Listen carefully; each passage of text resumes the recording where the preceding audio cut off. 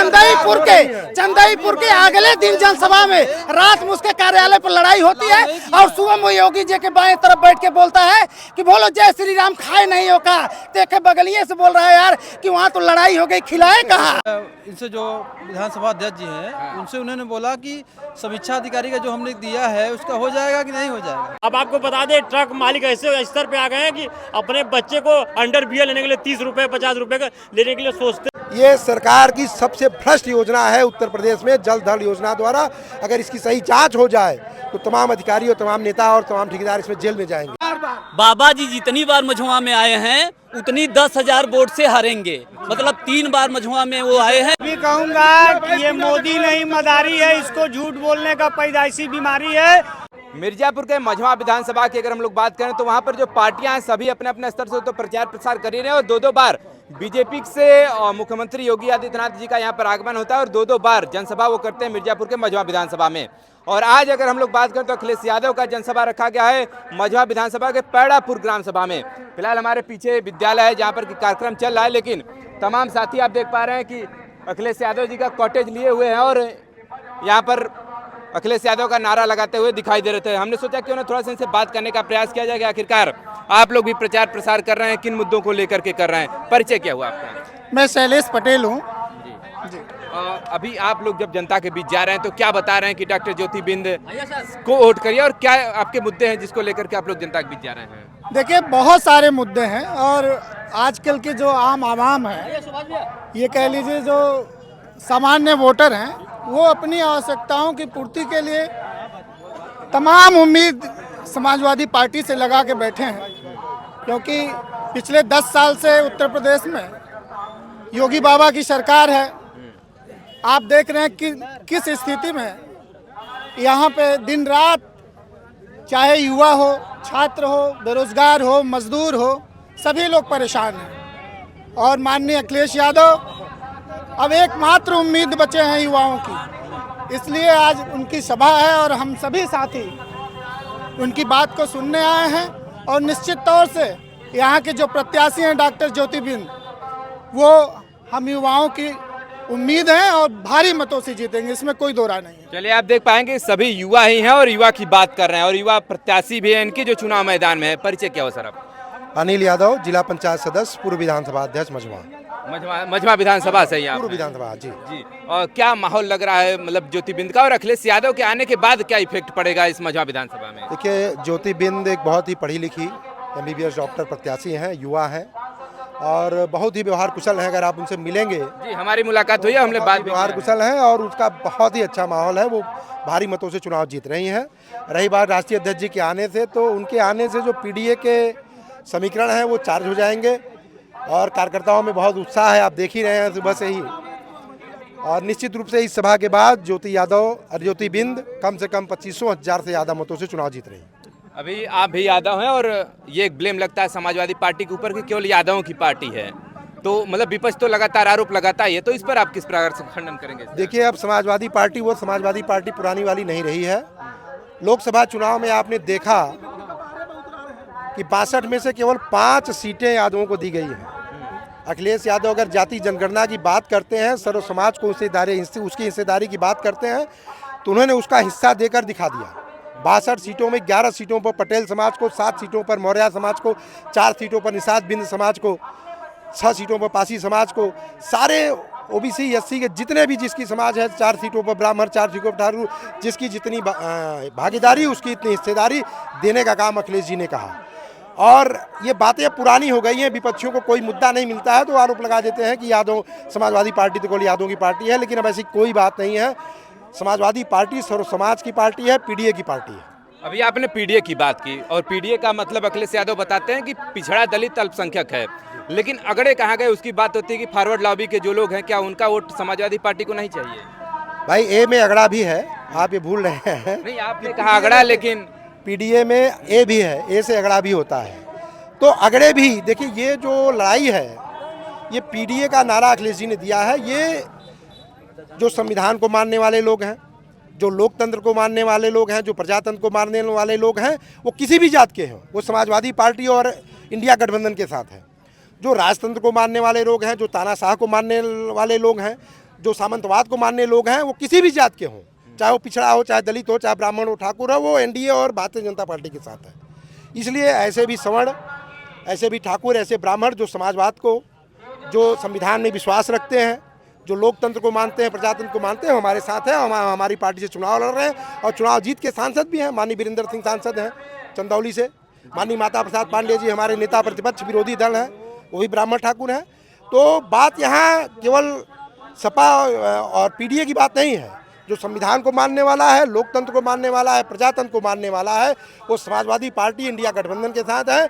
और जो सामंतवाद, राजतंत्र और सामंतवाद को मानने वाला है, वो भारतीय जनता पार्टी और इंडिया गठबंधन के साथ है। अभी आपने कहा इंडिया गठबंधन की बात है। इंडिया गठबंधन यानी कि यहाँ कांग्रेस पार्टी का पहले दबदबा रहा। एक समय था कि जब यहाँ के विधायक हमेशा चुने जाते थे कांग्रेस पार्टी से, लेकिन जब भी नामांकन करने आपके पार्टी के प्रत्याशी गए हैं या फिर किसी भी बड़े जनसभा की हम लोग बात करें, जैसे प्रदेश अध्यक्ष आपके आ गए, आज तो अभी अखिलेश यादव आए, तो अभी हम लोगों ने एंट्री नहीं किया, लेकिन वहाँ पर जो आपके जिला अध्यक्ष हैं कांग्रेस पार्टी के या फिर जिला कांग्रेस के कोई भी पदाधिकारी वहाँ पर दिखाई नहीं दिया।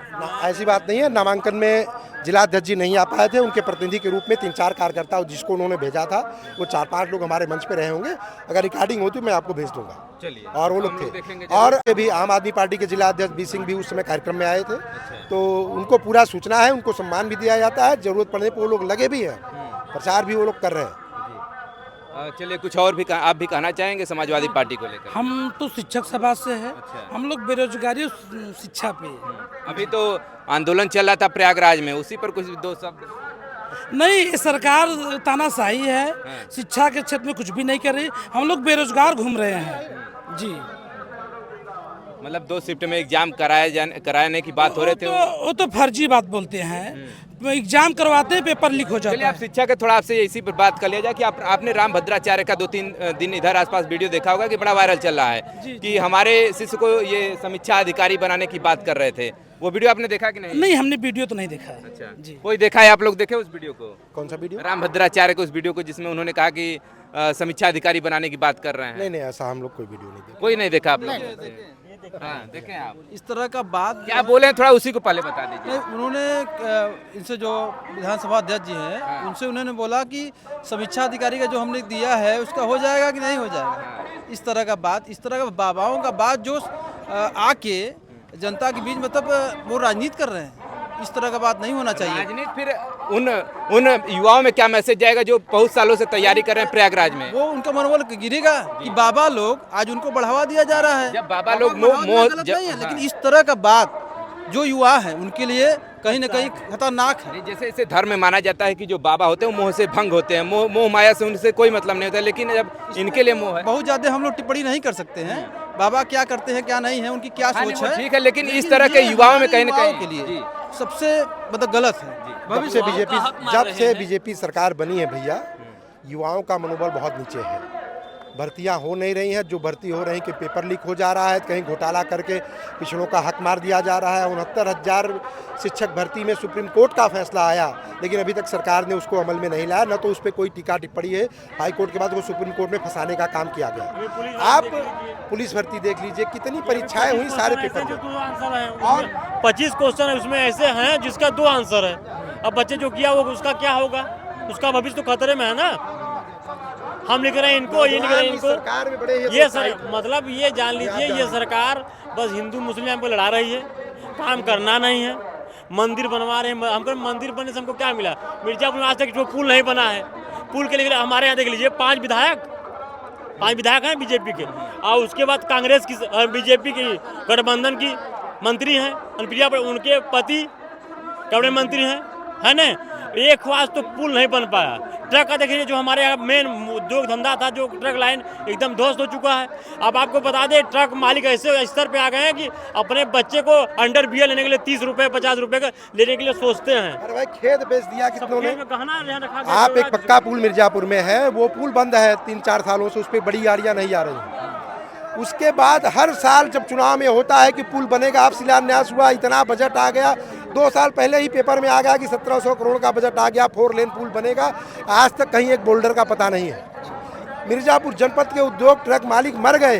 तमाम ट्रक मालिकों ने तय कर ली। मेरे पड़ोस के तमाम ट्रक मालिक घर छोड़ के भाग गए हैं। इतना कर्जा हो गया है, कहीं एमपी में, कोई महाराष्ट्र में जाकर अपने परिवार को जिया खिया रहा है। कितने लोगों के खेत बिक गए। मतलब आपका कहना है कि व्यवसाय पूरी तरह से मिर्जापुर में ध्वस्त हो चुका है।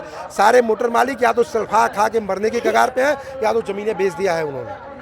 पता कर लीजिएगा, आप लोग आए हैं अभी कुछ लोग से और की क्या जाते जाते एक और हम लोग बात करें, चूंकि आप मझवा विधानसभा के रहने वाले हैं, तो सबसे प्रमुख समस्या केवल एक समस्या की हम बात करेंगे, वो कौन सी है सबसे बड़ी समस्या? मझवा में सबसे बड़ी समस्या है पानी की, पानी पीने की और सिंचाई की। ये जो आप बैठे हैं ये पहाड़ी ब्लॉक में आता है, इसका आधा हिस्सा पहाड़ों पे है। अभी से 10-20 गांव में, मैं जिला पंचायत उसी क्षेत्र से हूँ, पहाड़ी क्षेत्र में आता है, अभी से फोन आने लगा कि भैया हैंडपंप पानी छोड़ रहा है, कहाँ से पानी पिए। एक एक गांव में समरसेबुल से पानी आ रहा है और 15-15 लोग उसी समरसेबुल से पानी सुबह लड़कियां ढोती हैं। सरकार की योजना का जल कल नल योजना एक निकला था, तो उससे क्या वहाँ तक जल खलन योजना है? किसी भी गांव में यदि आप कहेंगे 1-2 दिन रुकना होगा, आप नंबर मेरा नोट कर लीजिए, मैं दे दूंगा आपको, लिस्ट दे दूंगा। ऐसा कोई गांव नहीं है जिस गांव में 100% जल नगर योजना का पानी जा रहा हो। अगर 4 मौजा है तो 1 मौजा में पानी जा रहा है, 2 मौजा में पानी जा ही नहीं रहा है। ये सरकार की सबसे भ्रष्ट योजना है उत्तर प्रदेश में, जल थल योजना द्वारा। अगर इसकी सही जांच हो जाए तो तमाम अधिकारी और तमाम नेता और तमाम ठेकेदार इसमें जेल में जाएंगे। किसी भी गांव में, पूरे गांव में अगर 4 मौजे हैं तो चारों मौजों में उसका पानी नहीं जा रहा है, 2 मौजे में जा रहा है तो 2 मौजे में नहीं जा रहा है। अब उसकी क्या व्यवस्था है ये सरकार जाने। उसका इस बार कितना बड़ा एस्टीमेट बना है जो जल कल योजना का, आपको पता है छोटी ग्राम पंचायतों की उसका कम से कम 1,87,00,000, 1,90,00,000 पता कर लीजिएगा। मैं कल एस्टीमेट है, आप RTI से मांग लीजिएगा। उसके बाद उसमें आज भी देख लीजिए आधा बना के छोड़ दिया गया है। किसकी इनके पास नाला आ रहा है तो हमारे इधर पूरा बंद हो जा रहा है। अब पैसा पूरा पेमेंट हो चुका है, पेमेंट पूरा फाइनल हो चुका है। जब जाएंगे सर 5 मिनट बचा हुआ है, करवा देंगे। कंपनियों ने, गुजरात के ठेकेदारों ने काम किया है, किसी की जांच वोच नहीं होना है। मझवा की जनता नई इबारत लिखेगी। अभी इतिहास के पन्ने में समाजवादी पार्टी ने भी यहाँ से कभी जीत नहीं किया। इस बार PDA परिवार, जो माननीय हमारे मुख्यमंत्री, पूर्व मुख्यमंत्री अखिलेश यादव ने PDA परिवार बनाया है, इस परिवार के माध्यम से इस बार यहाँ की जो जनता है नई इबारत लिखेगी। अभी देख ही रहे हैं कि यहाँ मझवा की विधानसभा बड़ी हमारे पूर्व विधायक डॉक्टर विनोद बिंद अभी वर्तमान सांसद हैं, जो कि भदोही से देख रहे हैं कि यहाँ रोटी के लिए लड़ा रहे हैं और मुर्गा बकरा और जो है कि रोटी की लड़ाई हो रही है। सोचिए, धारा 144 लागू है, आचार संहिता है, उसके बाद भी लोगों को वहाँ इकट्ठा किया जा रहा बिना परमिशन के।